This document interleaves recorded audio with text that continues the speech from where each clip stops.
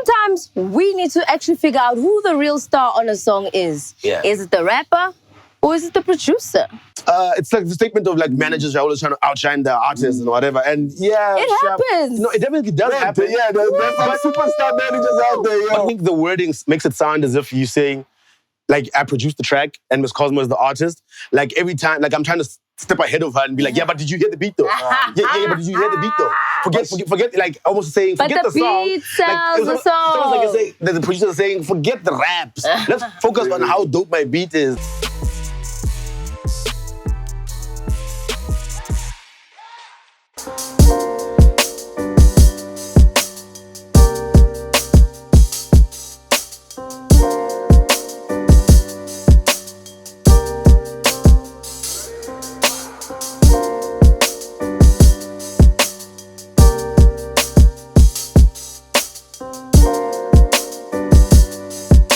Shout outs and welcome to another hot episode of the POPcast. Of course, I don't roll alone. My name is Miss Cosmo, but I do have my handsome co-host. Handsome, even. Handsome. I think you heard something from me. This is the first time you've acknowledged me. What's going on, beautiful people? Welcome to it. Yes, Muchi's in the building. You don't say I'm beautiful. You're saying the people are beautiful. Oh, excuse man, you're beautiful, shit. But every week I get around and go, when you eyebrow mole. Muchi basically. But the person we do care about who's joined us today is our guest, Shelton Fox. What's good? What's poppin'? Thanks so much for having me, man. I'm excited to be here. Thank you. I'm a huge fan of the show. And so, yeah, I thought it was really dope to just be on it and join you guys. So, yeah. Thank you for coming through. And of course, in case you haven't noticed, we've kind of decided to do a little bit of a throwback for this week and come back to one of our original venues that we shot for a couple of times for the POPcast. We are out at Rockets in Bryanston. They've got a new vibe, a new look on the upstairs deck. So we're obviously going to show you a few cutaways. DZ's going to do his thing right now. Sure. And yeah, man, it's good to be back here in the north. That's right. And I live around the corner, so I could have walked. When you live around the corner. I'm lying. I live quite far away from me. My girlfriend lives around the corner. Oh. Okay.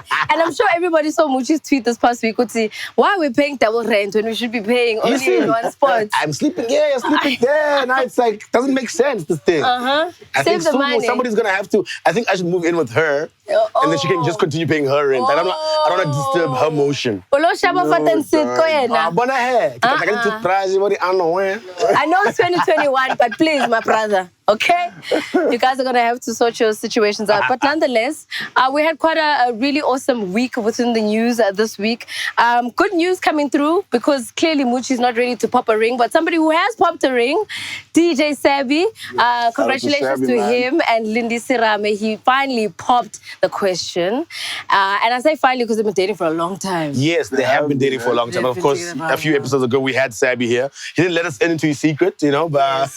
I mean, we were obviously, someone was gonna tell her. And I feel like it's you. You were going to... I was going to hashtag. Hashtag Sabby is about to get married. You know what's crazy? It's like, when a homie proposes in the game, because this is entertainment. When a homie proposes in the game, it's really the one. Especially at like Sabby said. Sabby's like doing his thing still. So if a homie proposes in the game at his age, doing as well as he's doing, she's the one. Yeah. So it's dope. And at least we don't live in a Hollywood time, because Hollywood is crazy. People switch all the time, every second week. It's South Africa, So shout out to Sabby, man. That's like, I think it's really dope. I think it is real dope. I think guys in the industry, I don't know if we're in wedding season. It's been a few years of Oaks just like, holding it down, doing it right by Maine, doing right by baby moms. So it's dope to see a lot of dudes out here. Yeah, people are growing up. And showing that side of them. People used to hide it a lot, you know what I'm saying? Hide the kids, hide the wife, because obviously the eyes always have comments as soon as you start showing that side of your family. Exactly, but I guess now Oaks are like, you know what, actually I can be both. I can be a professional here and there and still show my family life. So yeah, shout out and all the best to Sabby. Shout out and love to Lindy Sirame as well. I know we keep talking about Sabby here, but she's also somebody prominent within the entertainment space, so we need to give her love. All right, so we also had a few winners coming through for the Feather Awards this past week. The Feather Awards happened over the weekend, and I think those who attended obviously were glam and to the nines and quite excited to be hitting the red carpet, especially because 2020 kind of took that experience away from us. So it was good to kind of see people excited, being out there, dressing up and having a good time at the Feathers. Obviously, a lot of people winning a lot of awards. I see Lady Do actually took away 2 awards. Yeah. She got Fag Hag of the Year and she also got Best Musician, which she shares with Makatsi. Love Lady Do, love her performances. And yeah, she loves her gays and that's why she was there with the Feathers, you know? I love the awards, man. Of course, celebrating originally just for the LGBTQI and friendly community.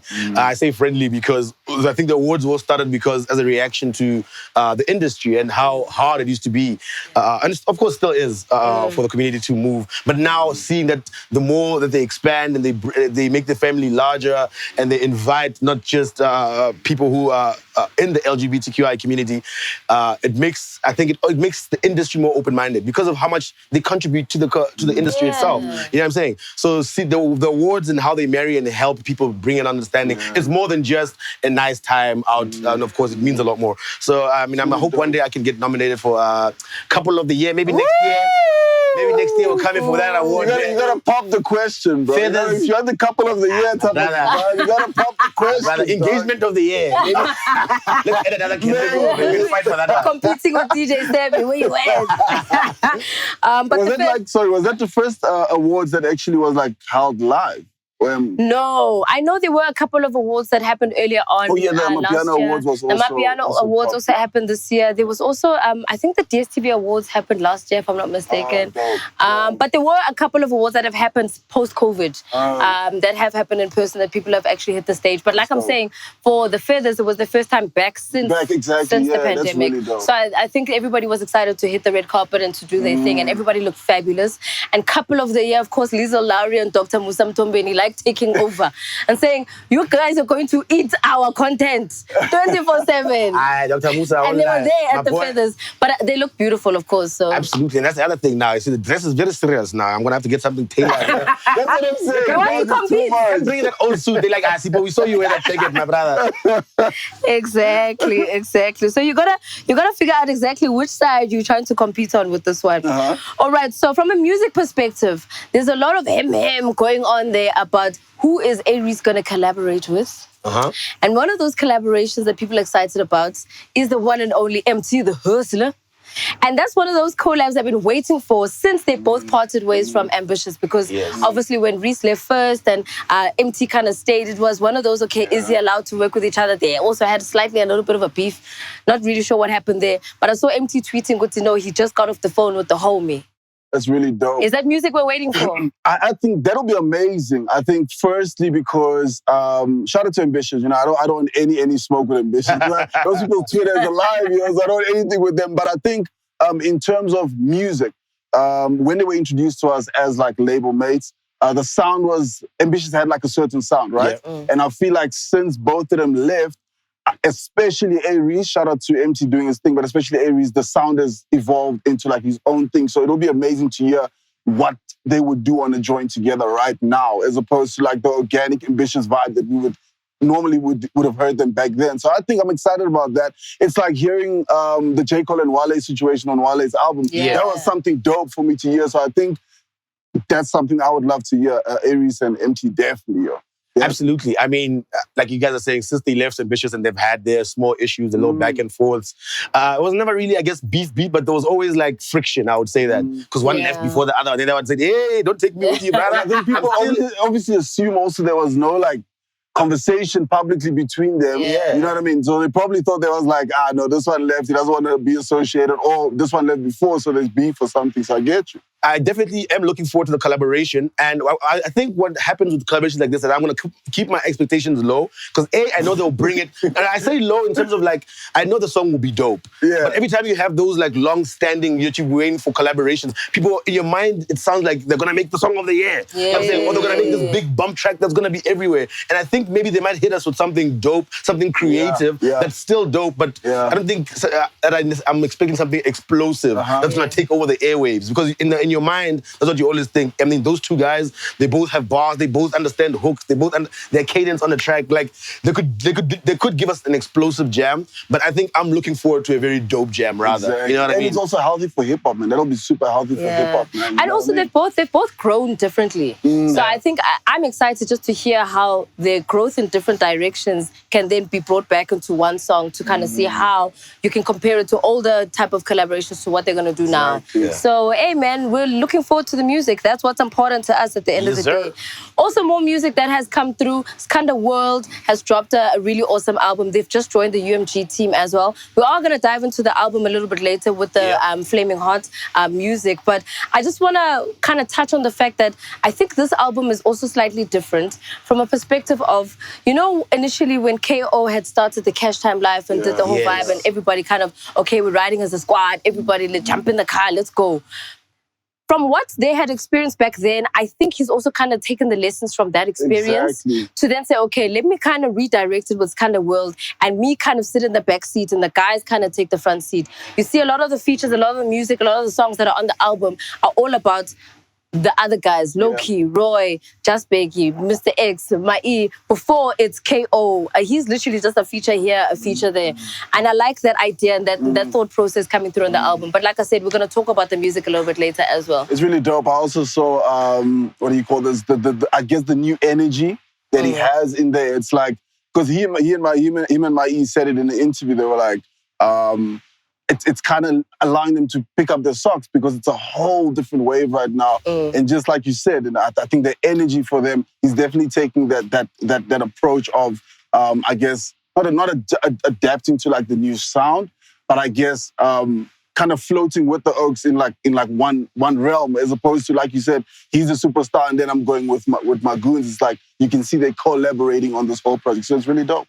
I mean, what else can we say about KO and his relentlessness in this game? You know what I mean? You can say anything you want about the guy, but one thing about, I mean, just what you just mentioned now, Ms. Cosmo, is for him to do this, to do it again. You know what I'm saying? To do it again, not first, of course, with Tear Gas, and then by himself, and then when he first tried the whole label thing, and he caught so much flack when it all went down, to him saying, I'm going to try again. Because he still has that passion and wants to put a lot of guys on. And the sound that they come through in this album, like we said, we'll go into a little bit more now, it's the album itself. But it's so brave, I want to say. And I say brave in terms of like, it's not trying to be deliberately anything already out there. They literally are coming with and building on, like it's almost like a new Skhanda sound versus like anything that's trying to like change anything around it, but now that we're introducing and saying, this is how we're moving forward. And that's so dope. KO, I mean, I have so much respect for that guy. 100%. All right, so somebody else who shared their views this past week about the music industry is youngster CPT. And he's like, yo, man, sometimes we need to actually figure out who the real star on a song is. Is it the rapper or is it the producer? That was a tricky one. I checked it out. It was a tricky one because it's like, if you look at, like, for example, let's look at a Pretty Ugly and a Muchi, right? Or you look at a Must Be Dubs and a Costa, or you look at a A-Reece and a Mash. It's like, it's gotten to a point at least now where the relationship between an artist and a producer is super healthy, where they both go, it's like a Drake and a 40. Like, you can see that producers are getting their acknowledgement. In terms of like art, like producers outshining artists, I don't really know if that is like the thing, because I think a lot of people confuse like something being new as the hottest thing or being like the number one thing. And I feel like it should coexist with everything else. Like rappers are still doing the thing on the songs. I mean, this past 2-3 years has introduced a Blackie, has introduced a Costa, has introduced so many amazing artists. So to make a loaded statement like that, I just was not rocking with it. But I do acknowledge that producers are definitely doing that thing and getting the notoriety. I don't know if it's loaded in a sense of basically saying we shouldn't be showing love to the rappers, because I think the rappers do get the love they're getting. 100%. And hence you can name all the people that you've just kind of listed now. What I think he was kind of also elaborating a little bit on is to be like, yo, the song won't be there, the song won't exist without the producer. Because the first thing that anybody listens to before you listen to the raps is the flow of the beat. And that's what catches you. Because if the beat is a little bit slow, maybe you just say, I'm not in the mood of a slow jam. You're already switching before you even hear what the song is about, you know? So I think that's where he's saying, okay, let's kind of give them their roses because they also kind of set the scene before you actually take it further with actually listening to what the song is about. But I do think producers do need a little bit more shine, do need a little bit more love. Yeah. And I think it also kind of comes back to even that same conversation Mapurisa was having about, give the bedroom producers a little bit more love because they're putting in the effort. They are making the music what it is. You can jump on as Marumane and say 2 or 3 lines, sharp, everyone will sing along to you. Yeah. But you're not the one who's making the song pop at the end of the day. Absolutely. I mean, firstly, starting with the fact that producers should definitely get their credit. Yeah. And every time I think an artist is speaking about a song, maybe not every time, but when you're introducing a new song, when you're talking about the art and how you made the song, I think it's important to say Miss Cosmo was the producer of the song. Shout out to her. So that people just understand and hear the name, right? So it's your job to go around promoting the producer in every way that you go and saying, by the way, you should use Miss Cosmo. By the way, I think it's enough to mention and to acknowledge and to show somebody love. And this is when the song is popping. That's the perfect time to say, let me just, when I say my name, I must also just say Miss Cosmo is a part of it. In terms of producers outshining musicians or rappers in general, I mean, throughout history, I think at the beginning of hip-hop, early 90s, we're used to producers being at the back. They were like the cult guy, you know what I'm saying? Who did it? It's almost mysterious. They enjoyed the mystery. And then you come out and it's like, that was Muchi. And you're like, oh, that was you, doing that? And then coming with the guys like Dr. Dre, who started playing both fields, becoming a producer and an artist. A lot of producers started playing in both markets. No one wants to leave any money on the table. Especially in this game of entertainment. You think about now producers saying, I can be a personality as well. You know what I'm saying? I can sell myself as more than just a producer. I can come to the front a little bit. I can introduce myself. I can market myself as a guy who's cool to chill with, who's cool to hang with, who you can make. Because now everybody wants to make sure that when I'm top of mind, when production comes about. So nothing wrong with me trying to shine. When you're saying outshine, the rapper's like, I'm doing my own thing. Because actually I've got, my talent stretches far beyond just production. Maybe I can even jump in front of the mic if I want. So I think it's okay to let guys enjoy their shine, not to say that they are outshining you. That's what I'm saying. I agree with what you're saying, but I think the statement from Youngster for me was like, it's like the statement of managers are always trying to outshine their artists and whatever. And it happens. No, it definitely does happen. Yeah, there's some superstar managers out there. But we live in the internet generation now where by default you're always going to click and see who the guy is. So the guys start to grow themselves. Let's say, for example, the social media. You go from an unknown producer to having 50,000 followers on Instagram. Exactly. You're a person. You exist. You're going to show your personality. And if people love you, so what? And so what you said just now is remember, cause what I just said now about the whole people misconstrued new with the best. Right. It's it's the new thing. And like you said, producers back in the day never used to get that shine. Now they're getting shine. So I think just the way you worded it maybe, but I get what you're saying in terms of producers doing their thing right now. There's a lot of producers that are standalone just doing their thing. And they can hop on every single artist album and actually have a standout record. So I agree with you 100%. I just think the way Youngster worded that outshining situation was a bit tricky. I think the wording makes it sound as if you're saying, I produced the track and Miss Cosmo is the artist. Every time, I'm trying to step ahead of her and be like, yeah, but did you hear the beat though? Yeah, but did you hear the beat though? Forget, almost saying, forget the song. Beat sells the song. It's almost the producer saying, forget the raps. Let's focus on how dope my beat is. Yes. Every time the song comes up, please give me, it's okay, now relax, brother. That's not how, that's not how we're trying to maneuver here. But in terms of them having their own personalities now, like I said, we live in the internet generation. Unfortunately, everybody's gonna get the shine. The guy who does lighting, you can find him now. And he's like, hey, brother, so you do lighting. The guy who does the sound. He's like, oh, you did the CD cover. Yeah, even me, brother, I also want to be known. So it's one of those things where it's inevitable that now that we're going to get to know teams in general a lot more. And if tomorrow the guy who does sound becomes bigger than you, then it's not his problem. Muchi right now, what Muchi's doing right now, he's throwing shade at our production team. That's actually what's happening right now. Actually, I'm showing love. He's saying shout out to the boys in the back, behind the camera. They wonder, who's this Dizzy? Now they go click, they find him tomorrow, they love Dizzy. So now what must we do? Rex, where you at? Next thing, Dizzy also standing up. All the campaigns and stuff. You know what I mean? Dizzy has to eat not more money, now he's rolling around in the den, so he's like, what are you going to do? Dizzy's an influencer now. He left Soweto for the North. He said, Soweto's got too many problems. I'm going to the North for a week. He's promoting hair care products now. I said, let's go, Dizzy. Let's go, my boy. You better give the guys the back they shut up.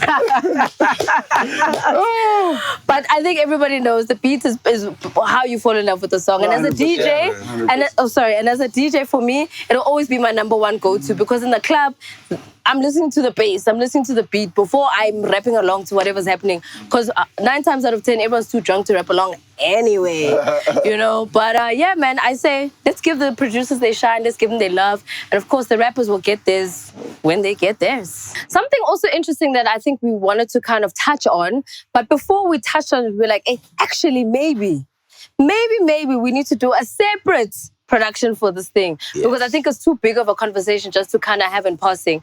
But I do think we need to kind of, you know, get you guys a little warmed up on what you think your top iconic moments of SA hip hop are. And that is of all time. Of all time. Right. Also across the board, man. What do you think? What do you think are important points to note before we get into the nitty-gritties and naming names and doing all of the breaking down? What should we actually focus on? Because I think a lot of people have different reasons and different thoughts as to what is iconic. So it's going to get a little touchy, as usual. Absolutely. Like you just said, we're leading into next week's episode where we're going to touch more on the last 10 years as the SA Hip Hop Awards speak about Artists of the Decade, Hip Hop Artists of the Decade. And as we lead into that episode, I want to certainly open you guys' minds at home to saying, join in the conversation on social media, in the comments right here on YouTube, and start giving us your opinions or start salivating and say, here's why I think this person is the artist of the decade, is the artist of the decade. But now the overarching question here is, what are some iconic moments? Which also is a standalone episode, but we're starting the conversation now to say, what are the most impactful moments in SA hip-hop that have changed the game? Like if you go back, I mean, some younger guys can only go back so much further. But if you're a fan of the culture, of course, you know even what happened before you. If we go into 90s, you know what I'm saying, and the guys that started rocking there, your Doomies, and you know what I'm saying, and then you go into the early 2000s and that era of it. And there's been so many changing of the guards of hip-hop that when we speak about iconic moments, I mean, it's tricky. It's a hard one. Because then you think about iconic moments that changed the sound of hip-hop. Yes. Exactly. You know what I'm saying? When it first, there were times where hip-hop used to be accused of being too American. And then other guys locally started popping, Skhanda Camp started bringing more local flavor. Things changed and gave guys confidence to be themselves. There's been times where the younger guys were overlooked and their sound was, you know, take it down. It was just the older guys who were, you know, the coolie channers. Then the younger, fresh guys, the Caspers and AKs entered the game and also started getting their own shine.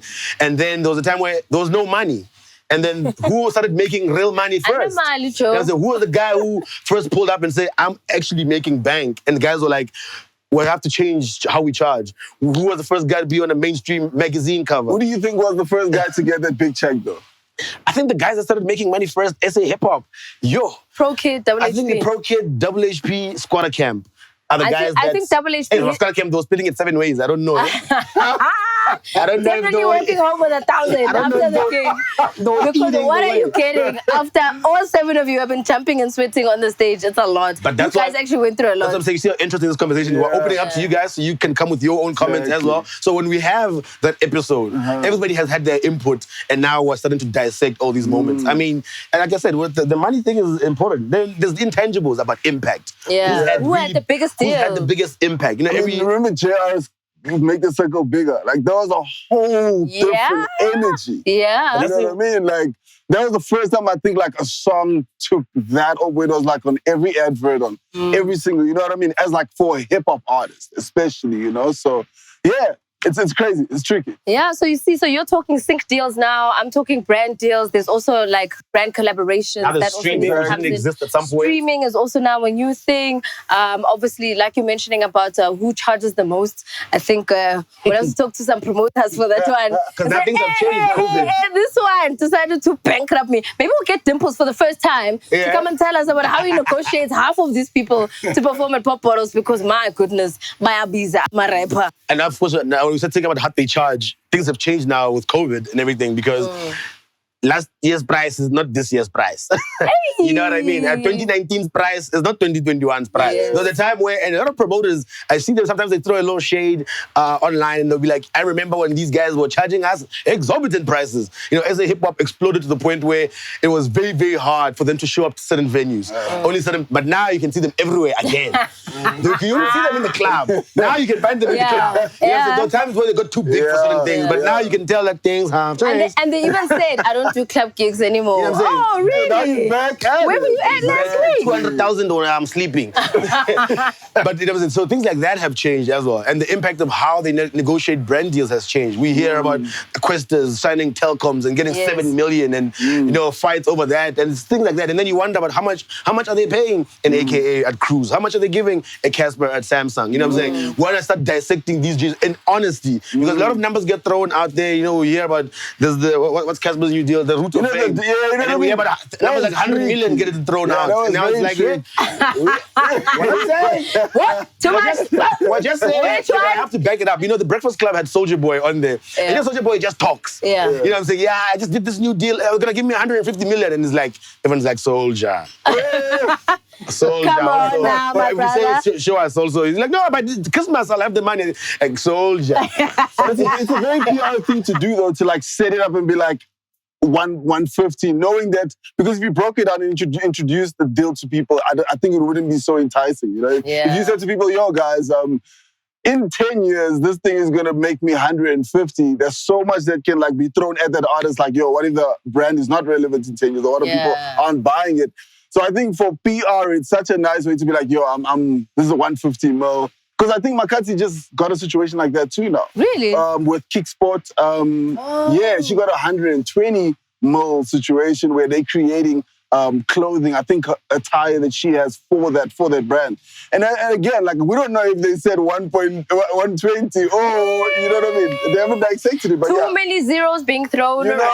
That's also, the problem. when we speak about impact, we speak about, I mean, who are the biggest DJs? Yes. I mean, when we speak about hip-hop here in its moment, we must speak about all the time. Everything. Graffiti artists, dancers. How DJs have exploded. And we just spoke about producers. What are the impactful moments that producers have created in this country? Look at Courtney Paul. She's going to the Olympics for breakdancing. You know what I mean? You know what I mean? So, I mean, there's a lot of things that we need. The impact of ladies in the company. Well, there was a time where there was no ladies that existed and not being let in the game. From DJing to behind the mic. You guys were not being let anyway. But now ladies are in there, and the ones that are in and existing right now are able to get bookings and able to put brand deals up. You know, you see not just yourself, but I'm talking about Bon Idea, who are rappers themselves. Exactly. And what do you call this? I'm forgetting.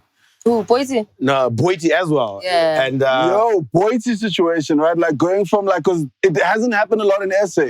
Like a personality going into music and like it going to that. So that's also really, that was a really dope moment and still is. And it's a dope moment to speak on because Boiti situation is very deliberate in terms of like how she did it. She didn't lie to herself and say, I'm just going to go make music. She made sure she had the right manager around who connected her with the right writers, with the right producers. So if you have people who understand music and you're like, I want to go into it, and they're like, we can help you become a superstar, that conversation is important. And I say that because I think a few weeks ago we spoke about writers and ghostwriters and all that. And then people still frown upon it. And look at Cardi B.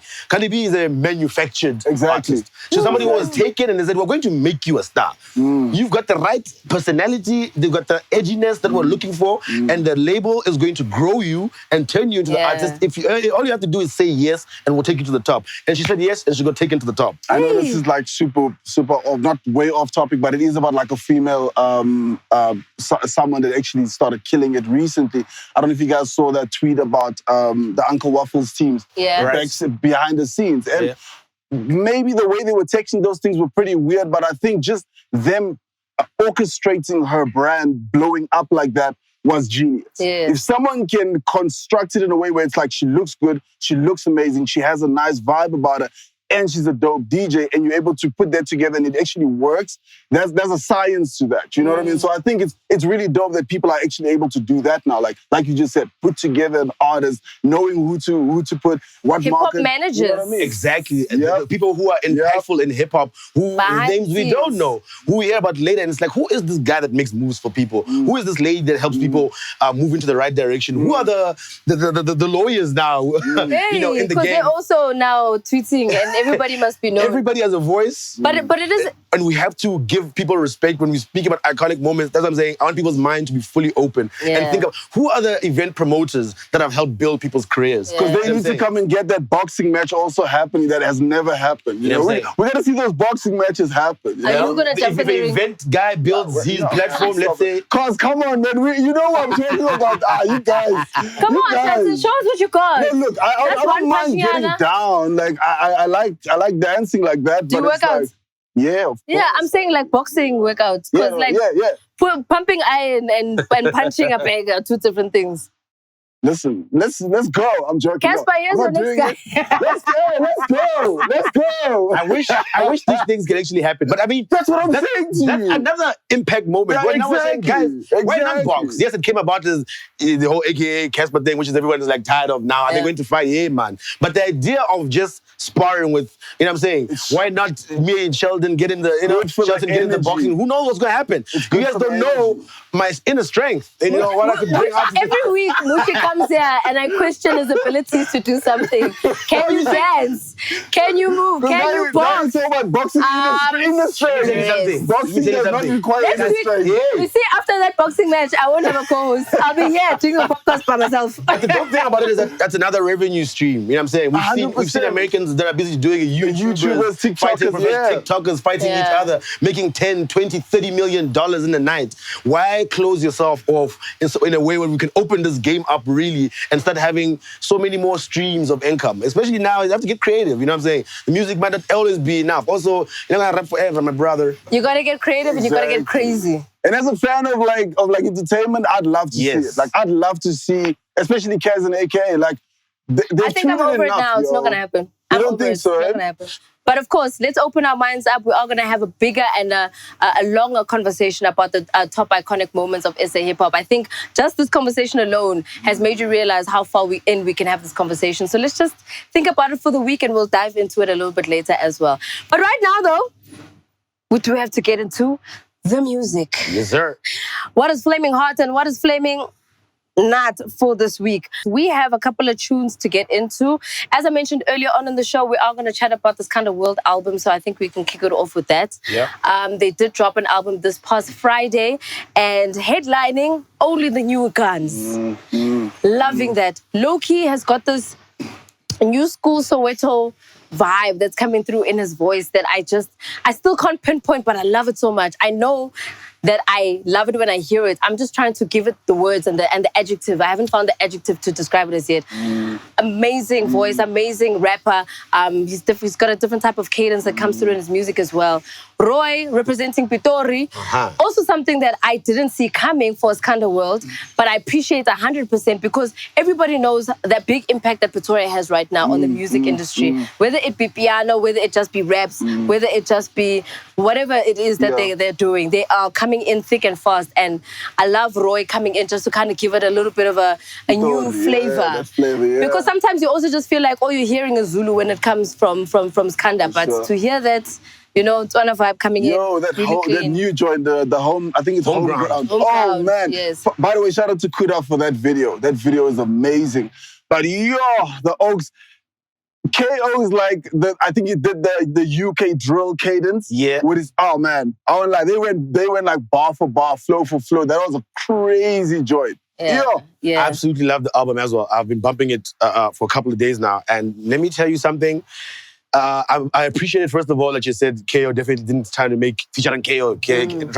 It's spread nicely around where it gives the kids the shine. Even the guys who feature on the track, there's a track out there with Blackie. Of course, he's bringing the heat. There's a song there with Biggie. Yes. So where Biggie just does his own thing and he's flowing there. The song with Focalistic probably surprised me the most because I was looking there, I see Foca as like, it's going to be a deliberate piano track. It wasn't. You know what I'm saying? There's that like an island vibe to it, like a Caribbean type beat. I don't know how to describe it, but it comes in like a dance hall, actually, sorry. Is how the beat comes through and Foca coming through in a different vibe, which is refreshing because it's like very easy to take Foca and just make, let him do the piano thing, an easy dub. The collab I didn't think I needed to hear was my E and Kuli. Yes. That's probably my favorite track. I think it's so far. Asambe, ne? No, It's There's no tomorrow, something like that. Yes. Oh my goodness, Cooley on the, oh man. Cooley sounds so dope. Oh and man, it's different, OG bro. still, No, my E held it down 100%. The thing is that they've collaborated before on Cooley's album, but I hear what you mean about you didn't think you needed to hear it like that. That sound was... Because even that collab that they had on Cooley's album back then didn't get the shine that it had, that it was supposed to get. But I think this song is going to kind of bring that forward. Man. So I really enjoyed that. Also, didn't really expect to see Nadia featured on the album. Loved the fact that she was on there as well. So it's dope to see how they had actually thought through the process of the album. Really clean, really well thought out, strategy on point. The sound is what carries it throughout. So much. The features don't come and overpower anything because the sound gets kept the same throughout. You know what I'm saying? They're trying to do what you call this? They're not trying to like every track doesn't sound like it belongs in a different album. So you look at all the features and you think, oh, well, is it Cooley, my E, and my E I think was very refreshing for me. He sounds so good right now. He sounds refreshed. He sounds re-energized, and I think we can probably expect something solo from him as well. I think this will give him that solo push for him to come back into the game. Because I think sometimes you take a little bit of a break. You know what I mean? The older guys, I think maybe they overthink the stuff because you don't want to come through it and just sound like you're trying to do what the young kids are doing. You're going to remain authentic. And I think this Skhanda album is probably reminding him of that because he sounds refreshed as well. Yeah. I think definitely like also for like KO and the team, I gotta shout out the reinvention, man. Like how they've just reinvented, first of all, the sound, the look, like the whole team. Like I think that's what KO is amazing at, is the fact that he knows how to reinvent every single time. So that was really dope. Shout out to them. And I think one last point I'll make about that album is that I think, as hip hop gets thrown all over the place a lot and saying it doesn't have its own unique sound. I think one thing you can give credit to KO, and even when he does this group work, you can call it that, is that there's no authenticity about that sound. You know what I'm saying? If you're looking for identity of what local hip hop can sound like, it's timeless. Here are guys doing it right. So if you're complaining and you're wondering where is this, there it is right there. You know what I mean? All right.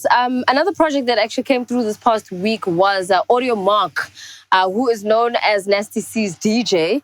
And I think what's interesting for me about this project is also that Mark actually came up as one of Nasty's boys from Durban when, Nasty's on the come up, trying to get his team together. Hey, bro, I know you're doing this fashion thing, but how about you come on the road and be my DJ? He was never a DJ. He said, let's go. And then he said, let's rock. He said, okay, let me try this DJing thing out. Then he started playing around with a couple of beats and started producing. And now he's actually dropped now this project. I don't know if it's an EP or if it's an album because you never know what to call things these days. People say he actually produced like the whole most. I think he produced majority of it because he's actually like sitting there trying to. That's real trap. Exactly. Like that was trap, yo. And hence it's called Trap Addicts. Absolutely. And I think there's a track there where they have. Sorry, not Blackie. Sorry, the two songs with Nasty C that he has on this album are very, very dope as well. There's a chick on the second verse of the intro. Yes. Who is that, guys? Lazy. Oh, Lazy. You see, there's so many new cats around. I love new people, man, because the game, I feel like sometimes it makes people feel like it's comfortable. Like every new person needs to have heavy marketing around it. You know what I'm saying? Sometimes it's cool to introduce people like this because now it seems like you can't come in if somebody doesn't put your name on a billboard somewhere, you won't make it or whatever. You come in albums like this. It's like if you don't know that guy, are they gonna get swallowed in? But these guys are doing dope stuff with a lot of new people, and that's brave from this kid. Yes, he put Nasty there. That's his homie shop. Of course, he's gonna show him love. And it's interesting that we just spoke in this earlier on in the episode about producers and DJs coming to the forefront. Yeah. I mean, why not? That's dope. This guy, this is growth for him, right? Yeah. He came in saying one DJ side, he's been in the game for a while, rocking with Nasty, and then he thought, yo, let me also jump in. And he did it nicely. Like he said, we don't have to call it an EP or whatever. Let me give them 6-7 songs, you know? And so far, I think it's positive. and it's also cool because a lot of the time when you see an artist DJ, they don't get a lot of the shine because everyone's paying attention to the artist. So they don't really know who's the guy pressing the buttons at the back. Do you know what I mean? A lot of the DJs who do get shown love and do get a lot of respect are those who brand themselves as, I am an artist because I am DJ Smang, you know? So for Audio Mark to kind of still be able to segue his way through and say, outside of what I do with Nasty, this is who I am, this is how I'm branding myself, here is my project. I think it's really clean for him to have taken that risk and for him to take that leap. And I hope a lot of artist DJs start doing this as well because you end up shying yourself in the back too much and not actually, getting the work and the love that you're supposed to get as well. You know, like the first half of that tape or project, reminded me of like the Nafukwa days, the WTF days. Yeah. The beginning of that Durban 2014, 15, that wave, that first, because like Durban is heavy, man. Like I feel like they're gonna have another run. And you Durban can see, is dangerous. And you can see with the features, Durban cats only. Durban, yo. And he's like, yo, I'm gonna make sure my boys are on. We're gonna take this thing. We're gonna fly with it. So audio it's mark. rocking. I mean, Black is holding it down for them. So if you're from Durban, this is not the time to be shy. 031, Chop, all these homies are heavy. Lucas Raps, like. It's a heavy season for Durban again. I love it. I love it 100%.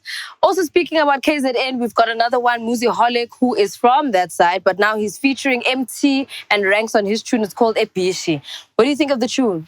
I thought the tune is very dope, man. Emtee. I'm a big Emtee fan. Emtee fella somewhere. As soon as he's comfortable in there, it's just, you better come through. I mean, we're going through, speaking about Durban again, and then speaking about these guys and how many of these artists are now putting out a lot of work that we're getting. I've never heard of these guys. No, I've heard of him, but I've never paid attention to any of his music. And now, I'm getting reintroduced. Like, my ear is in Durban a lot. And I'm trying to figure out all these guys and learn a lot. Do you understand them? I mean, I understand Zulu. My name is Sipo, guys. I know. Yeah, Sipo from Mafikeng. Sipo from Mafikeng, yeah. Maringia Kuluma. Oh, my God. Gianizo, Manifesto. Yeah, but no, I thought the jam was dope, man. That's dope, really man. nice. Did you dig it? Yeah, it reminds me of Guan. Maraza's Guan, like that vibe. It reminded me of that sound, bro. It was really nice. It was really refreshing. And again, like, that's Emtee's domain, yo. Yeah. Emtee runs in that domain. So, yeah, I loved it. I really loved it. Yeah, man. I dig it as well. Really awesome tune. I think this week, the music is looking really fresh. That is our flaming hot music for this week. Really dope joints. This week, unfortunately, we didn't like the songs. We didn't have a flaming knot. Yeah. So hip-hop is on the up again. Shout out to hip-hop, From artists, I scold you all the time. Stop impressing me. Whoa. Go back to disappointing me. so that it's easier to get spicy. Is that what you want? People likes making enemies. That's the problem. I don't want to make enemies. Whoa! Why would you use that word? I love everybody. I don't know if you guys spoke about this. Like, I'm a guest to the show, so I don't really know. But I just want to say, personally, shout out to Tito, man. Tito for we spoke about him last week. Oh, yes. Shout out to Tito, man. I just had to, like, it's amazing, you know, and I set it up, I always say to people about Zinga as well.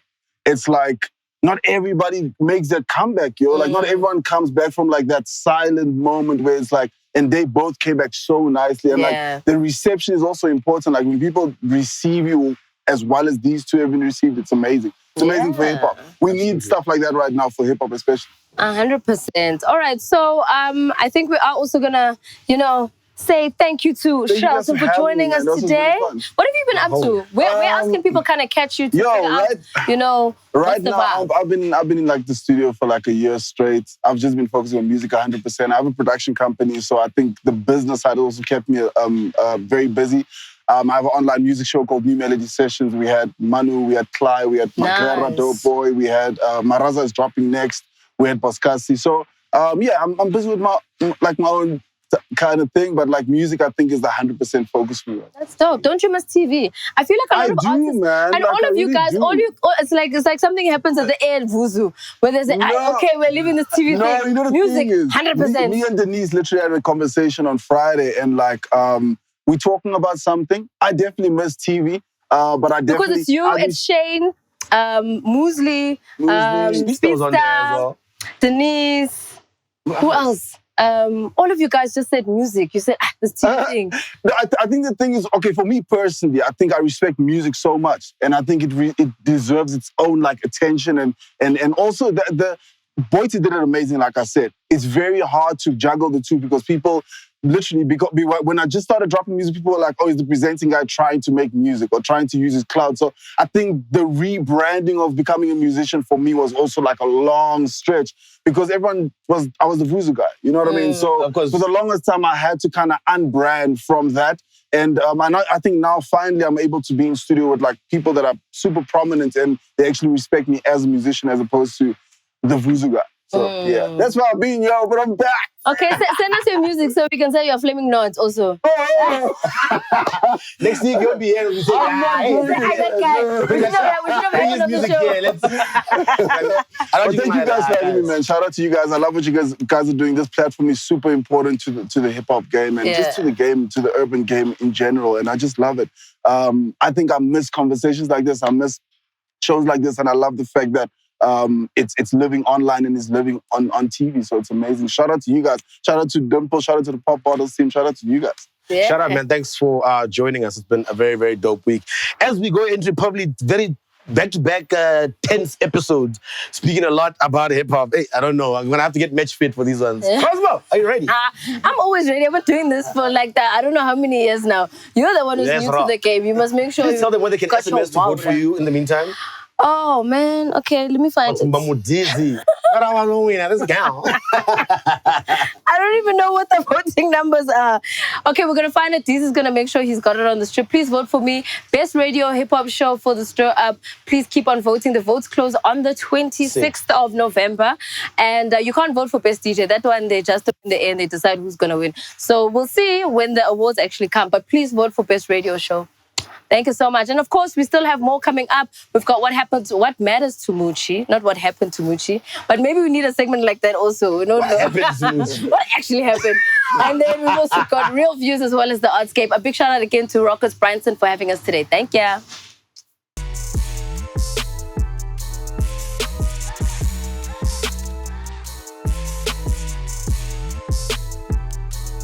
What's going on, beautiful people? It's your boy Muchi, and welcome to another episode of What Matters to Muchi. And what matters to me this week is features. Now, as artists, I think finding out what your sound is and then finding out who to marry with that sound in terms of features is something that's very, very important. And it can be something that can make and break a song. It could make or break you into the industry. Or it could break you literally because it could just make a really, really whack feature and feature somebody on your song that everybody's just like, how did these two come together? It didn't make sense. The song doesn't make sense. The chorus, who's on the verse, doesn't make sense. But if you do it right, of course, you know that a feature can absolutely elevate your song and make it that much better. It could introduce you to a whole new market because let's say you rap, for example, and you introduce an R&B person to be on your track, then you get to open up to their market. You know what I'm saying? You help you grow as an artist. And any other genre that you could think of, it works the same. So a very simple decision of making about what sound you want to do and what way you want to carry your song. And when somebody calls you yourself and they're like, hey, we'd like you to feature on this, and you think, what kind of artist is this? Where am I going to really bring anything of value here? And also featuring on artists that you actually respect. There's a lot of people who've made features on songs, and as soon as the song starts getting trashed, they start trashing that person. Like, I actually didn't like that song at all. I didn't like that beat, or there was bad energy in studio. Yeah, but you still went. You still said, you still made the song. But now, after the fact, you've got all these negative things to say because the song wasn't received the way that you wanted. And I feel like a lot of people do feature each other just for clout. And that's perfectly fine because the music is the music. As long as you guys put out something dope, that's fine. But when you do it with all the wrong intentions, it kind of comes through. A lot of features we hear were like, I don't know what was going on here. Earlier on in the show, we spoke about speaking about Emtee featuring A-Reece and what that might sound like. And we have all these expectations and you could disappoint your audience or you could put out the best feature of all time. All that matters is that you guys literally get into the studio and actually make something that complements both artists. When you start playing to one person's strength and not so much on the other, it doesn't help because you're both on the same song. And the song is sounding disjointed. There's lots of songs that you hear and people are less like, oh, that song is not dope at all, but that one verse is dope. So only one person came to work. Those things are important. Sometimes you hear Kanye West saying, I asked Soulja Boy for a verse. That Soulja Boy verse arrived and it was trash. I did not put it on my album. That's a firm decision to make, but also understand what those can cause frictions. And you find yourself now being at odds with certain artists because you guys couldn't agree, but you picked up the phone and asked them for a feature. You just weren't happy with their performance. So think carefully about that feature. Think carefully about the song. Have the right people in studio, the right energy, and create magic together. Skhanda, man. That's what matters to Muchi this week. See you again next week. Ria.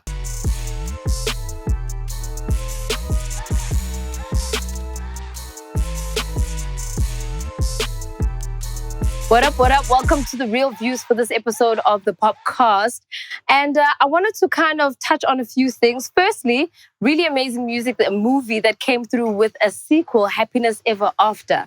So if you've watched the first movie, you know how like rom-commy it is, but I appreciated the first movie so much because the production value of that movie for South African film, and especially at the time that it came out, was just mind-blowing. So a big shout out to Thabang Moleya and his team for that. But the fact that they came through with a sequel, and apparently it is firepower. The sequels are sometimes a little bit off-center from what the original is. So I think it's going to be a really good watch. The marketing around it has been really great. I haven't had a chance to watch it this past weekend, but I'm going to make sure I give a review on next week's episode of the POPcast. But something that I do have a good review on. If you've been watching Temptation Island South Africa, we are officially at the end, ladies and gentlemen. Oh my gosh. Idrama yase South. Why is so kantinina? From manipulation to kissing other boys to leaving girlfriends for other girls to doing funny things. Hey, niyazenza into for a camera, okay? But it was a really awesome show for me to watch. The production was really good. Typically, when you watch an island show like this, like a Love Island was just badly put together. I think it got to a point where people didn't want to watch the end. This one, I implore you to actually just sit and give yourself the opportunity to grab the popcorn, sit with your homeboy and just, and laugh at other people and their problems. You'll realize, isn't Ozako? It's not as bad as what's happening on that island, okay? But it was good to watch. It's good to see Fat Joe try and keep himself serious actually. Because he had to kind of compose himself throughout the show. But I really enjoyed it. I'm actually excited to see how they're going to put together season 2. Hopefully, they'll just get a little bit better candidates because I wasn't too sure about the singles. Anyway.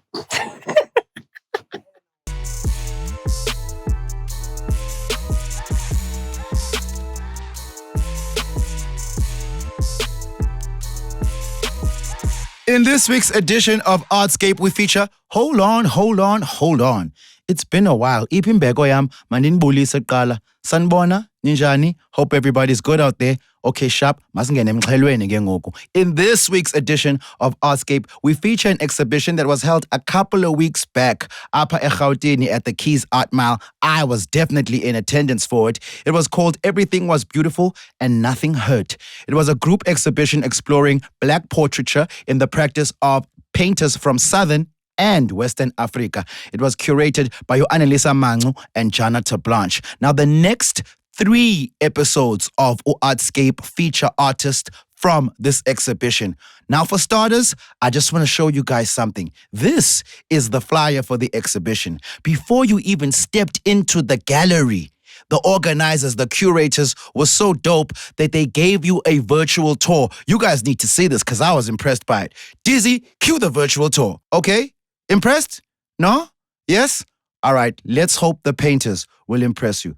The first person we are featuring kule veki is the eldest painter at this exhibition. Yeah, exhibition ibigcwele ulutsha, but this person is the more mature out of everybody that was exhibiting. Igama lakhe nguMongezi Gam. The piece is called Celebrating Life, and I don't think you need any decoding as to why.